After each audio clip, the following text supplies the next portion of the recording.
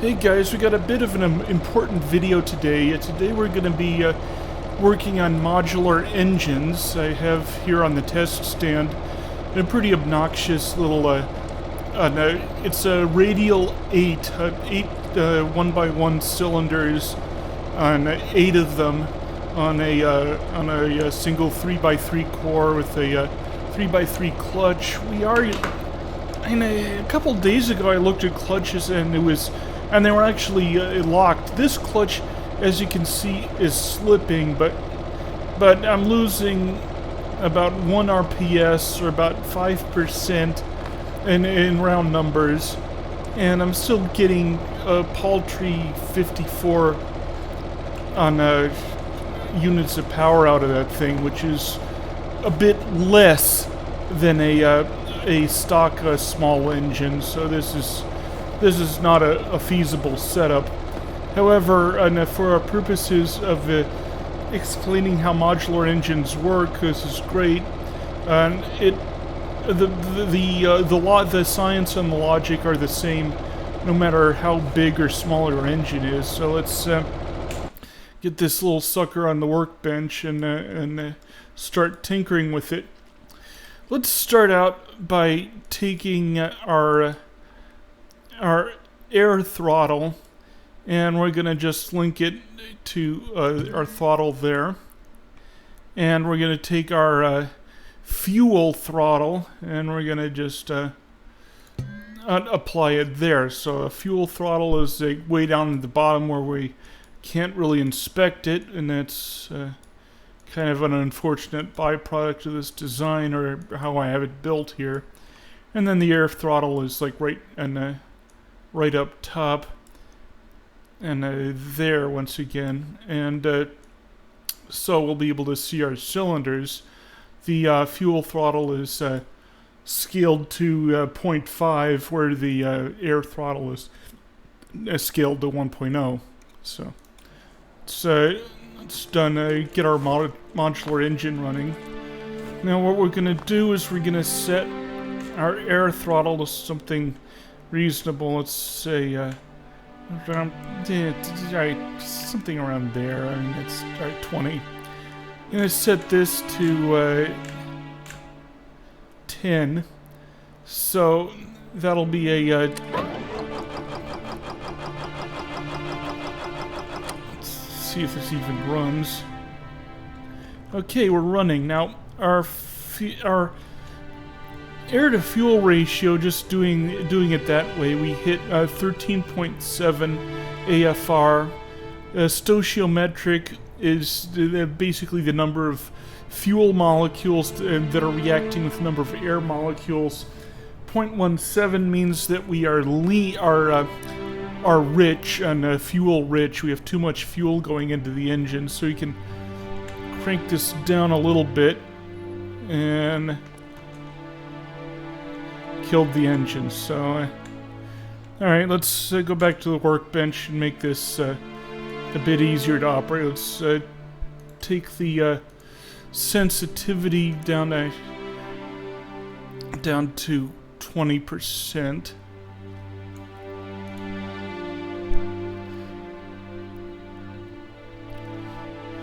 Okay, so it might now be possible to operate this without going so far out of whack that we kill the engine. We're gonna run the same basic experiment. Go to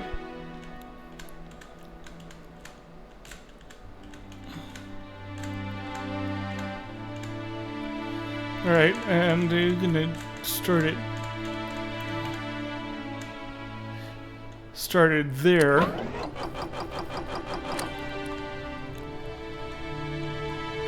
Now our stoichiometric is -20, which means we are lean.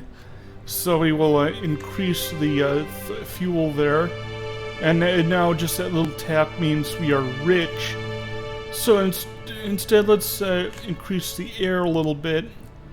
And now we are lean again, so we'll increase the fuel. And now we're rich again. So this is an utterly bullshit way to control the as you can see, you just can't do it that way. So we got to improve things. We got to figure out a better way to do it. So let's go into our part catalog, see if we got anything to help us. So we'll take a basic multiply object, and because we only have a ratio here, we'll just use this to maintain our ratio as we. So what we're going to do is we're going to take our air and our fuel, and we're going to take the output of this multiply and apply it to the fuel, and we're going to set our starting point for this to be, let's tighten up the bottom. Since we're now controlling ratios, we'll just so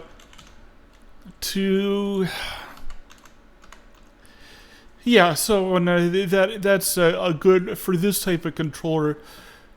That's a good range for this. There are situations where you do need a ratio of up to 0.75.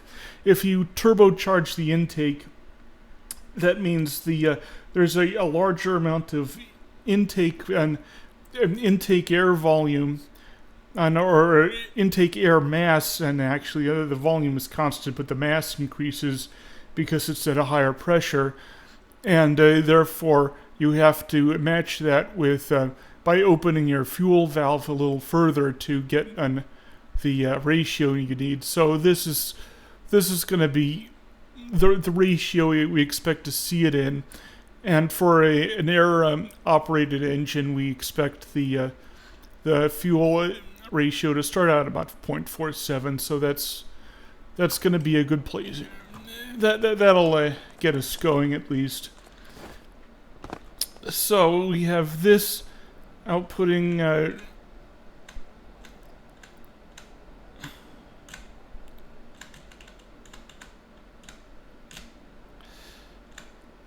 We have, again, 20%. And we see that when we multiply on the 20% by the 0.47, we get 0.094 or 9.4%. So that's pretty close to what we got when we were doing that manually. So let's fire it up and see how we do. So with 0.47, we are lean by 0.16. So let's see, being lean, which means we need to increase that, so we'll start tapping that up until we get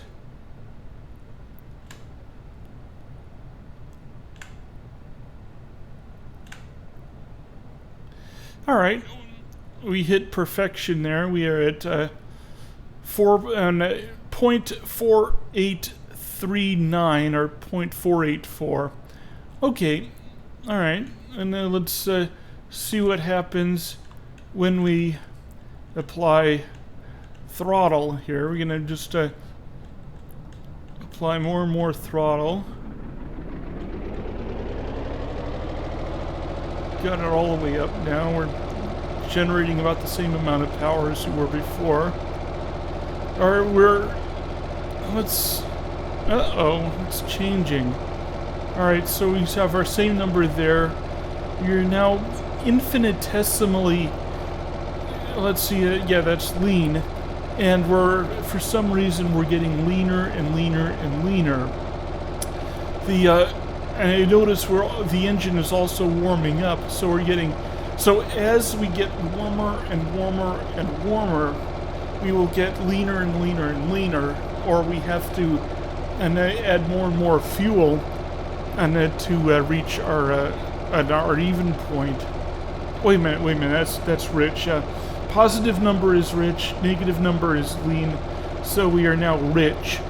And I think that because the air is warmer, it is therefore has less mass. Warm air has less mass than cold air, so therefore it's and as it warms up, we are losing the and we're effectively losing air, so it's getting richer and richer and richer. This is a problem. I mean, while this works for a demonstration, we have a system where we can very easily adjust the throttle, and it more or less basically works.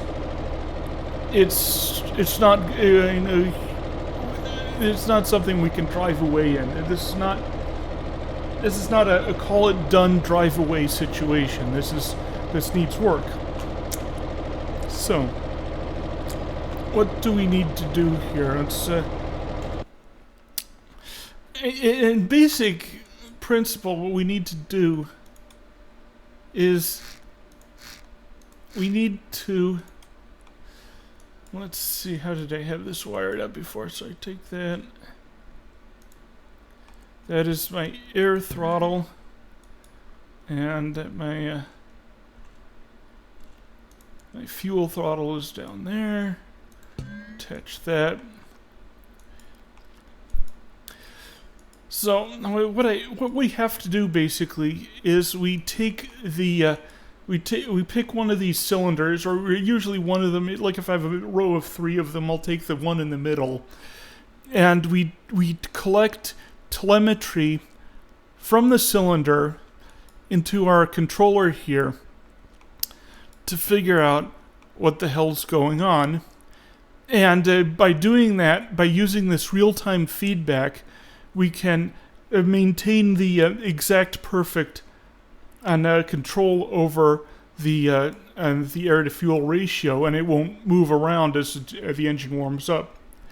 Now, people, and I see this all over Workshop. Most of the controllers I've looked at on Workshop have PID loops in it. This is not a PID problem. You do not use a PID to solve this problem. I then did not use a PID to solve this problem. Anybody who does use a PID to solve this problem is an idiot. And you can go ahead, go to their Workshop page and say that I called them an idiot, and make sure you use my name, because I'm the one who's saying this, and they're pretty darn dumb. So what we're going to do is look at our AFR controller. Let's dig all the way into this sucker. All right, now, well, let's see. What do we have? Let's see here. Multiply. I used a multiply, and I took the air throttle, put it in my multiply, and then I had a ratio or a number that was my fuel control, and put it through there. I do a sanity check over here, so just a sanity. I also have a reset function, so like if the engine starts to overheat, it'll kill the fuel, and so it has an automatic fuel shutoff. So that's good. That's our safety shutdown circuit right there. That's a good thing so this controller will not let an engine burn. It will, and as far as I can tell, within the realm of what this controller can control, that engine will not burn, and so that's a very good thing to have. All right, now so we have this object here. This is basically the current setting for the the AFR. So what we need to do two things. First, and up here, we use a bunch of multiplies and divides. Well, actually, the actual AFR numbers coming off the cylinder are very, very tiny numbers. And when you multiply a tiny number by a tiny number, you get an even tinier number. And basically you get around, because these are 32-bit numbers, you get a rounding error, and this becomes a divide by 0. So it basically goes into reset, and see this red pin here is the reset pin, and when that fires, that's basically detecting around a divide by 0, and it resets the controller because it doesn't know what to do because it's error. That's an error condition. So what we do is we use what's called a numeric inflation. So we do is we multiply both the inputs by a reasonably sized number. I use 256 in this case, and that basically shifts the decimal places up the scale, and gets us into a position where even on a very tiny engine, it doesn't go into divide by 0, and therefore the system works. We need to, so basically, when we reach here, this is what the controller believes the actual AFR of the cylinder is. We have a tooltip output right here that shows the user what the controller believes the AFR is, and that's very, very important. That's within like an infinitesimal fraction of what you see from the actual cylinder. All right, let's test this. I mean, it's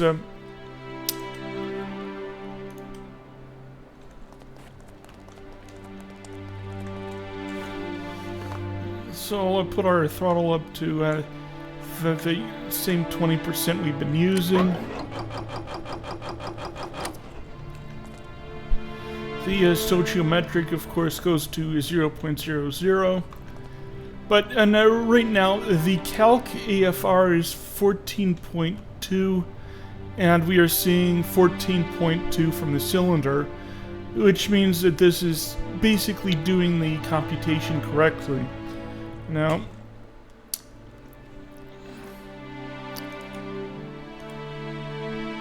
alright, so what again is the correct computation? We're taking the, forget what channel 1, whatever is on channel 1, and we're dividing it by whatever is on channel 2, and that is our AFR.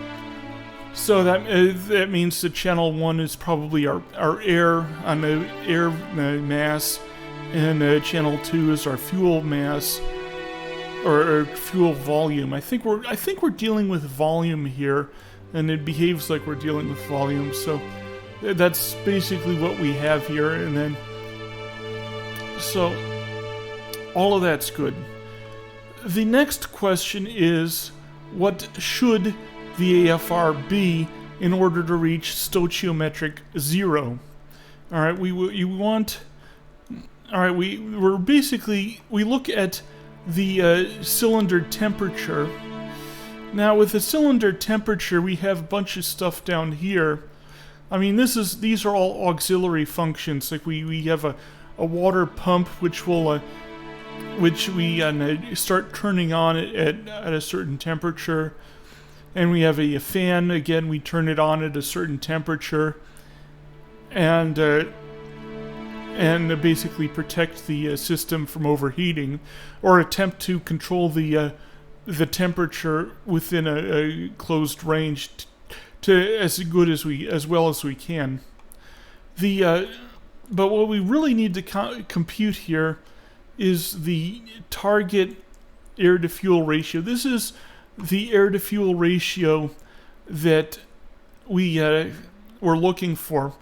We do our computations in Kelvin because we don't like being arbitrary. We want to keep everything as controlled as possible, so we do everything in Kelvin. And we have like a theoretical base. And if it was possible to run an engine at absolute 0, we would be at 11.27, and then that would increase at a rate of 1%, and per degree Kelvin or degree centigrade, who cares? So we multiply the this is Z, so we multiply the basically the temperature times the coefficient and add it to the basically the AFR base, and that is our target AFR. All right, let's let's get out of here again and look at that.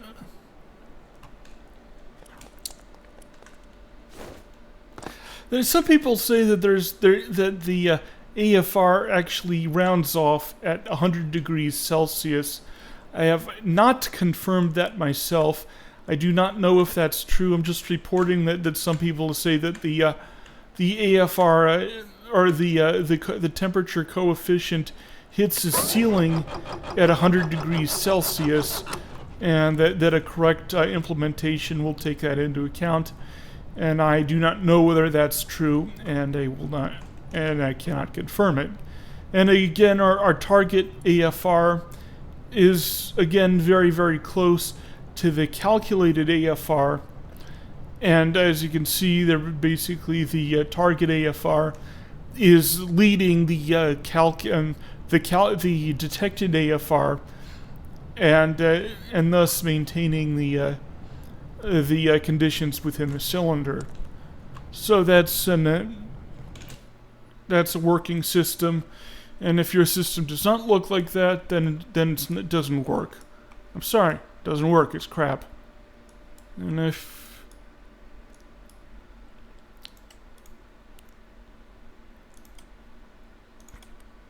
all right, now what we do over here, we have our the current state of the system. We have the target state of the system. We have the current state of the controller. This is the controller state variable. This is the state the controller is in. So we start out with, this is where we are, and this is the difference. This is basically our error value. So let's see, this is y and this is z. So we basically compute our error value right there, and then we have a gain. So whatever our error is, we correct it at a rate of 0.3% per tick. So 60 times a second, we correct the error at 0.3%. So, and then we add that correction. We compute a correction, and then we add the correction to the original state of the machine, and then that is our next state. So t plus 1 equals t plus our gain factor times the error, and then we lock it down to basically we lock out absurdly small values and absurdly large values. So like if this thing goes absolutely haywire, we cannot go below 0.1 and we cannot go above 2. So by doing that, we maintain sanity and harmony in the world of this controller. And again, we do another sanity check out here. Make sure that we're always sending that throttle a legal value, even though it is a built-in clamp when it reaches the actual part. And just make sure that this thing is behaving and absolutely kosher. And we do this, and away we go. And so this is a working system. It's very, very. So again, no PID loops. If you have a PID loop, you're an idiot. PIDs compensate for hidden variables. There are no hidden variables. There is no time lag. There's no energy in the system. There's no momentum. It is basically you're reading the AFR that you set in the previous tick. So therefore, within a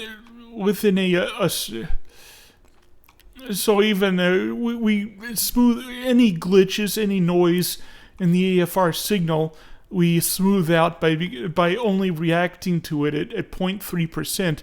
So even if like when you have a super turbocharged system, usually the pressure in the intake is very, very unstable because of the pump. And this will go crazy because of that, but not too crazy because it is limited to 0.3%, and it'll always hover around the desired set point, and it within the limits of what it can what's possible, it behaves very, very well. So this is let's go ahead back out of this, and let's look at the system on a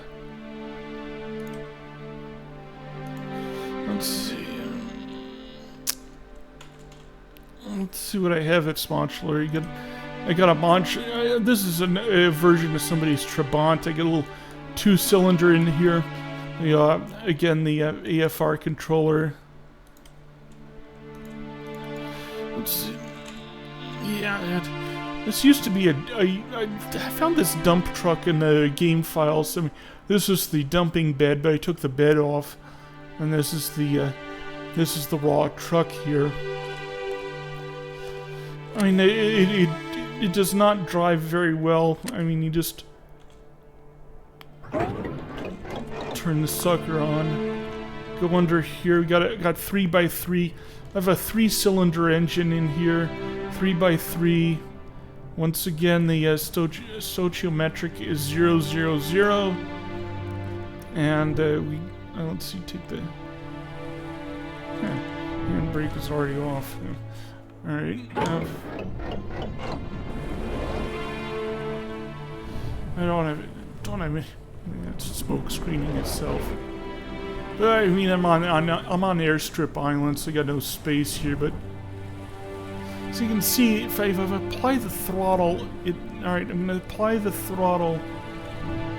That's not driving straight. If I apply the throttle, see, kind of just sort of has a lag where it starts building up RPM.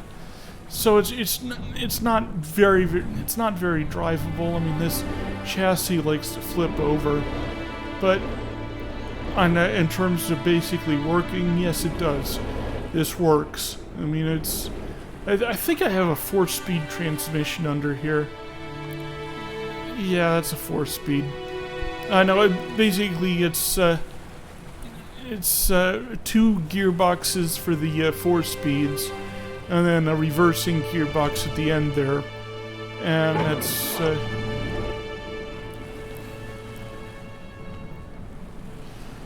again, it's got lag, and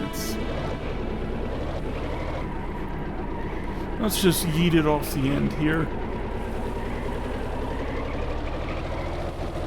Whee! Alright,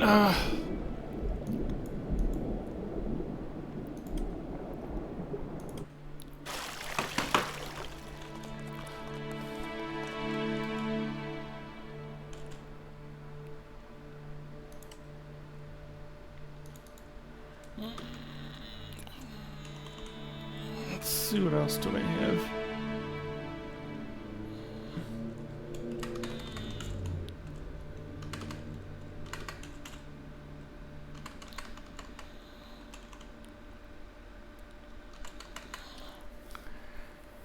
Yeah, what did I call it? I got so many trains in here.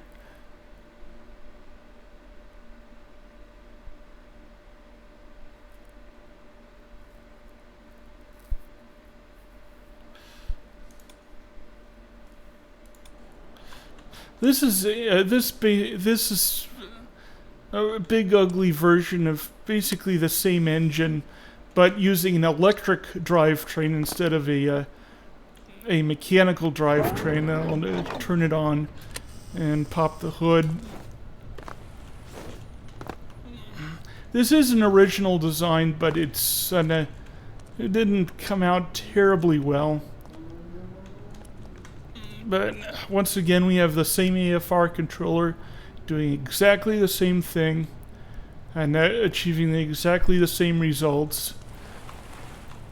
And it's working, so there.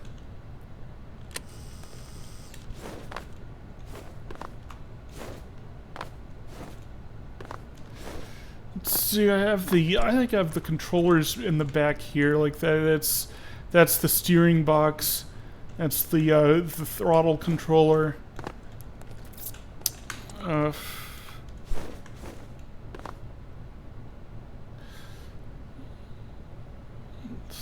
There's probably a couple others embedded in there. I think over there, that's the actual controller which controls the throttle. That's the starter.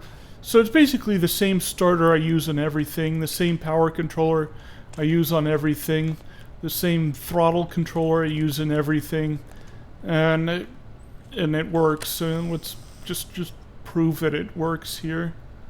Let's see, and brakes. No, it's so I got 6-wheel steering here, so I can, even though it's a big monster of a truck, I can still maneuver it pretty well. And because it's electric drive, I have power instantly, and and if I drive it enough, the power system will say, "Oh, the battery's getting low," and it'll throttle up the engine to.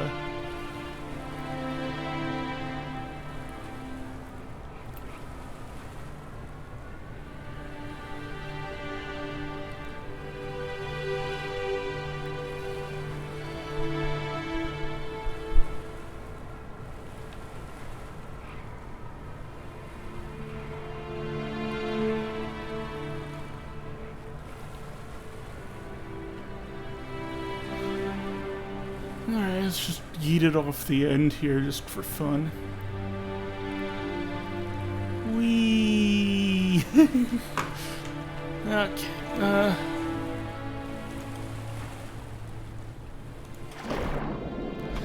well, let's see, what else can we look at? Let's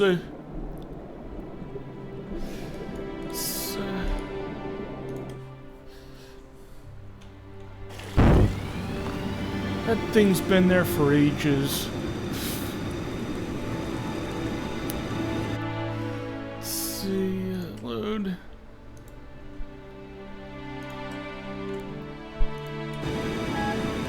Yeah, this thing was popular a while ago. It had too many batteries, not enough engine, and so what I did a couple of days ago is I came in here and I ripped out the engine and I put a wait a minute, that's the wrong one. Yeah, the modular version.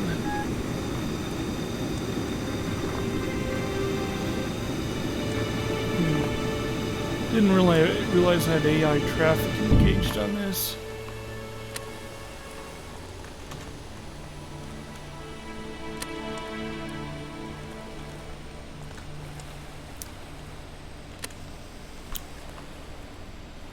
Yeah.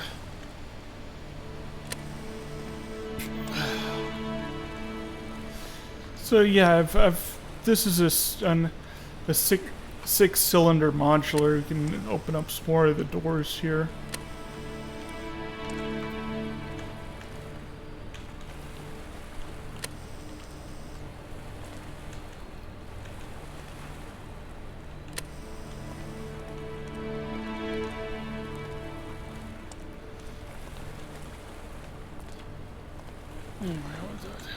Okay, yeah, that's right. Once again, the same AFR controller, and currently it's shut off. Let's go back over here. Flip that on. Now this thing is speed controlled. It's using a really lame PID to control the speed, and I don't think it's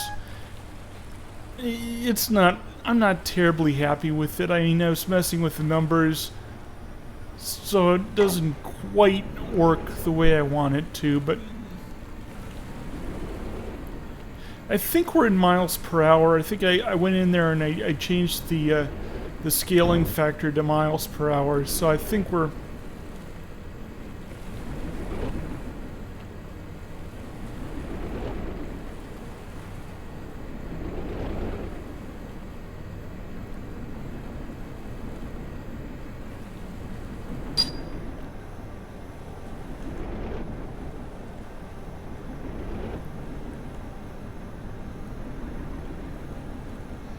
Actually, I'm not completely sure whether we're in KPH or MPH. I know I was in here mucking with it, but let's go back to yeah, I think the original design had Crimwind's control in there. I have not monkeyed with that. I do have a controller and I test that continuously, but I just haven't monkeyed with that. Let's go back and see what the engine's doing. Now the engine is maintaining enough output to keep the train going at the speed that it was set to, and the controller is.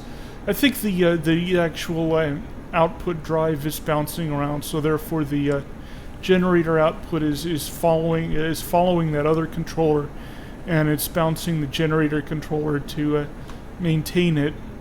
The stoichiometric. I think there's a turbocharger, and actually that's the coolant pump. The air turbocharger is up there. Because it's turbocharged, let's actually take a look at that. That's actually an interesting thing to, as I mentioned, I think it's behind this door here. Because because there is a turbocharger, we have a let's see, the fuel throttle is there, and it was bouncing before, so it is following the air throttle there. So we got the air throttle and the fuel throttle, and the ratio is probably about 0.75 on the fuel throttle. And even though the input is unstable, but even under these conditions, it's still bouncing around the target value within the limitations of the fluctuating input and pressures. So, in this situation, the underlying system is too unstable to be controlled correctly, and nevertheless, the AFR controller is performing at the limits of what's possible under these circumstances. So I'm as far as that's concerned, I'm happy. Now there are some issues there that you'd probably want to try to buffer, and to have like an air box next to that turbocharger to maintain a constant pressure on that intake. And then what that does is it'll make sure that the value that the AFR controller is getting is nice and stable, so it is able to get it down to perfect. But even within this limitation, I mean, I have a wonderfully performing train here, and I had to do a lot of work on this chassis to replace all the trucks, and a lot of work a lot of stuff needed to be fixed downstairs, back here. I mean, let's see if we can you can sort of see the generator set back here. I mean, this is the main generator. There's like a pipe leading from the output of the engine. You see that yellow pipe? That powers the main generator, and I guess if you look around enough, you'll find the actual traction motors. I see that the design has all the electronics are down here, so I couldn't really, unless I cleared all of that out and put it in the back or something. I had to use this type of truck, which means I have to pipe the actual electric motors in from somewhere else. I forgot exactly where I put them on this model, but anyway, it's just demonstrating a very large high power system on the same controller, and a very non-nominal in conditions in terms of intake pressure, but nevertheless it's basically working. So that's that. I think I'm just showing examples at this point. I've already gone through, I know, the basic functions of the AFR controller. Now, the AFR controller is perfect within the realm of controlling AFR. Now, the next thing you'd want to control is the stoichiometric value. Like, you want a controller where you can say, okay, I want a stoichiometric of 0.2 rich or and a 0.1 and a lean or something. And I'm not set up to do that. I can't really compute based on a stoichiometric. I can say, well, you can decrease the base on the AFR, and then you're basically hitting a lower AFR, and then you can tweak that until you get the stoichiometric you want. And yes, but then again, I gotta look up the equations to, like, so basically a follow-up controller would be a stoichiometric controller, where you would control it based on what stoichiometric value you want, and so that might be useful. But and as you can see, the controller that I have right now is working just fine. You can look it up on Workshop. It's just perfect AFR controller, and I'm sorry, nobody else's is better. It is. I shouldn't be doing this. Of course, I'm on a turn, so. Ooh, bridge. Yeah, let's just go over this thing and then call it a video.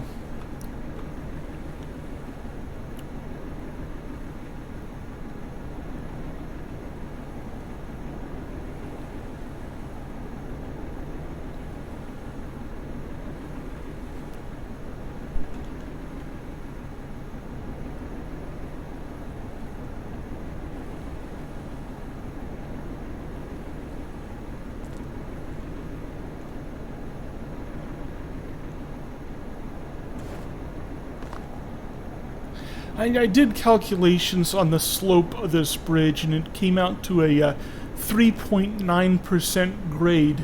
What you have to do is you look at on the different pairs of points on that slope, adjacent pairs of points, and then you do all the math on them. See how much altitude you gained over the distance between the 2 points. And then convert that to percent grade, and the numbers I was getting was about 3.9% on the worst of them. So it's not great, but it's not nightmarish either. Even with a heavy payload, I can still get it across there. So I'm not terribly upset, even if they were going out of their way to make that a single. The reason why it's that steep is they needed to make it a single tile, and they didn't want to stretch it out over 2 or 3 tiles, and which is what they would need to achieve maybe a 1.5% grade. But anyway, that is what it is. Anyway, thanks for checking out this video, and now we'll see what. I don't really have any topics planned at this point, so if you want me to cover something, please ask. Alright, thank you very much.